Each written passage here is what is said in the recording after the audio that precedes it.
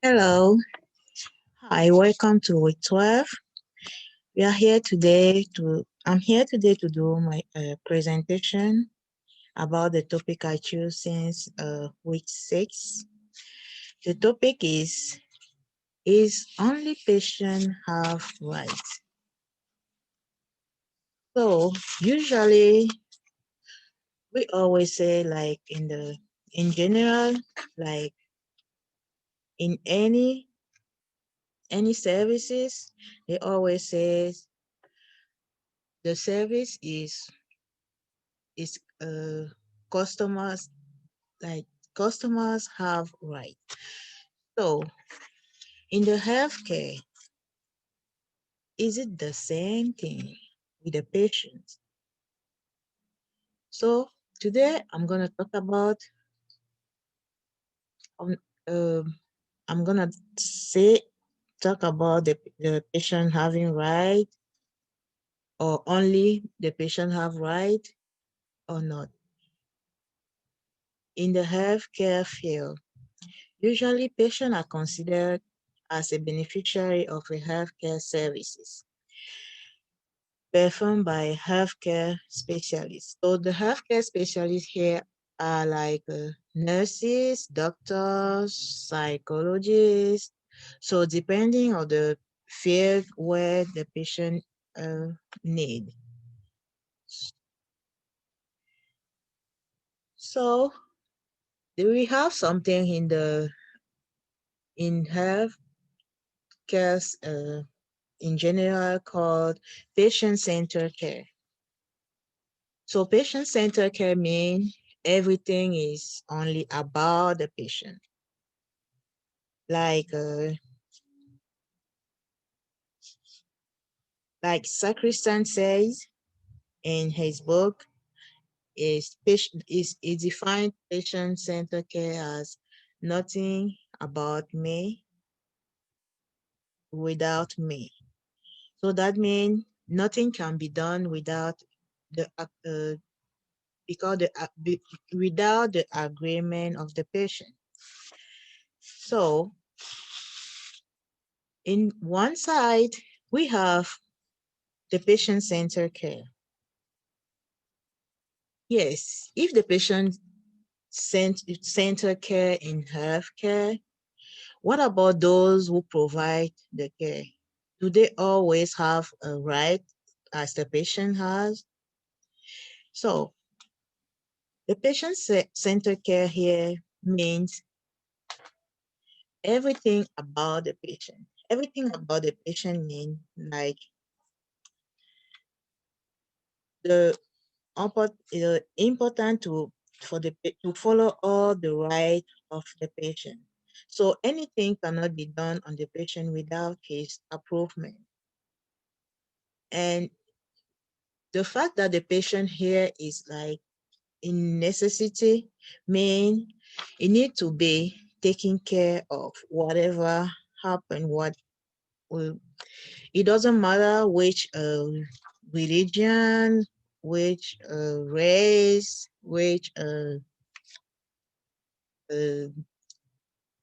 let's say gender, if it's a child, if it's an adult, it needs to be taken care of. And all his needs need to be taken care of. So now, what about the healthcare professional? For those who provide the care to the patient, are they all, do they need, do they have right to? That is another point because in the healthcare, they always focus about patient, but they forget about those who provide the care.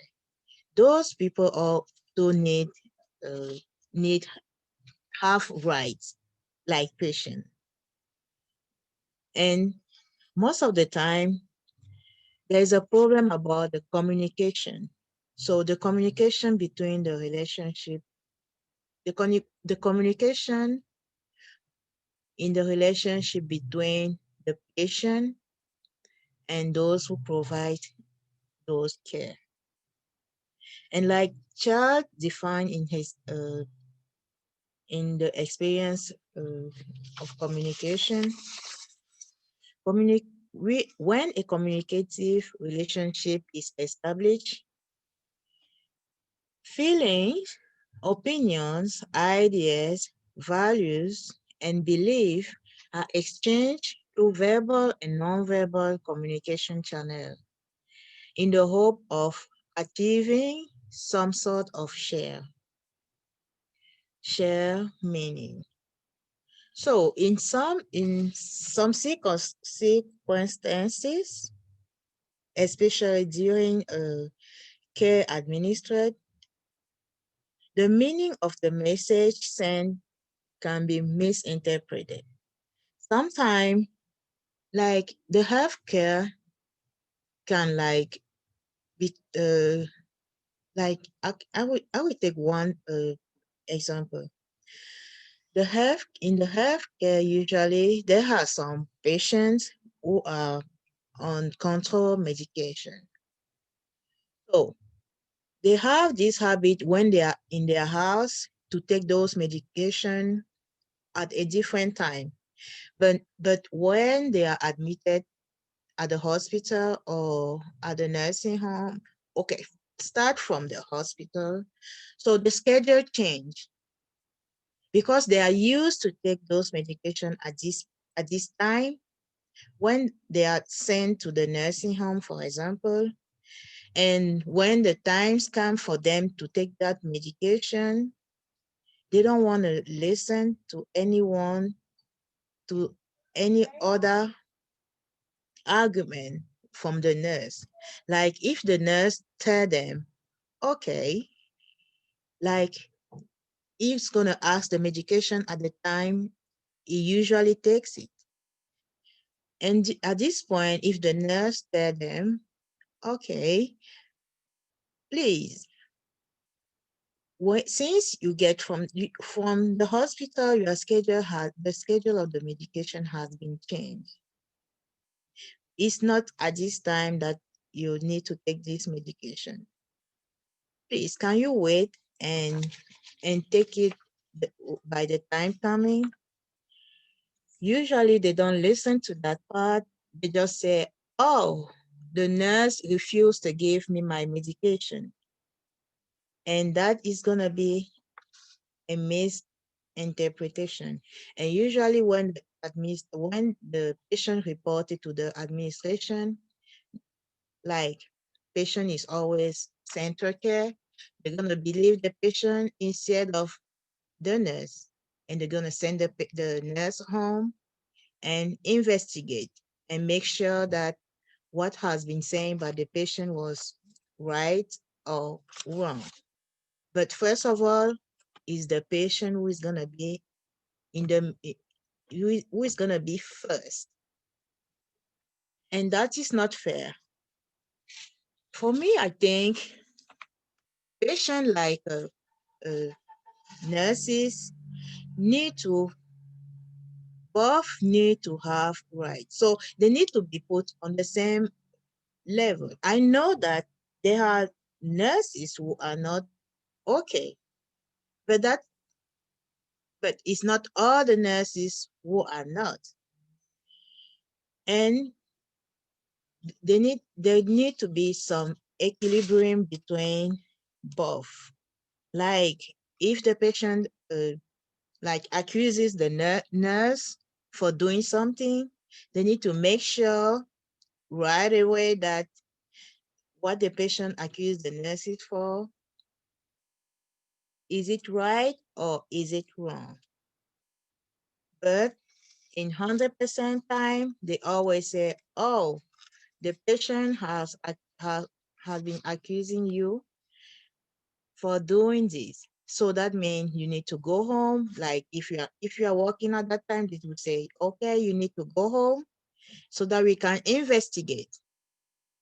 Or if we are not working that day, they will call you and say, okay, today you're gonna stay home because the patient complained about this. You need to stay home so that we should investigate. And like I said,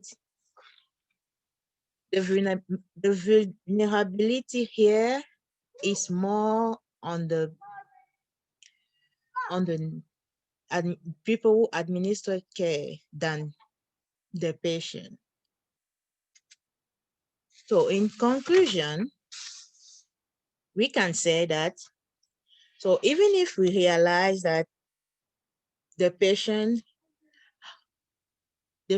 is with his situation is less vulnerable, is vulnerable, but that doesn't mean that he have always right.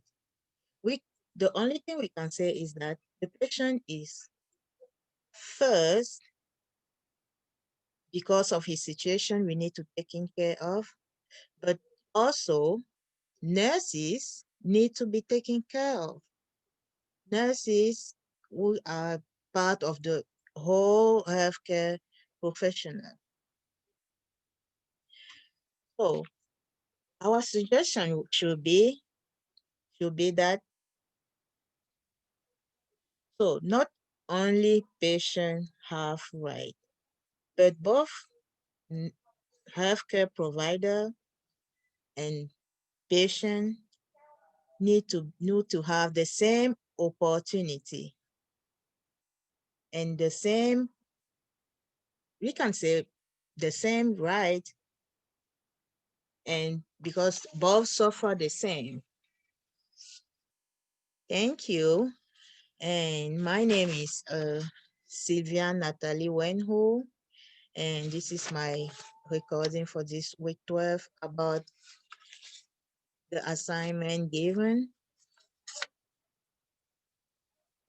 Thank you for everything and have a good day. Bye bye.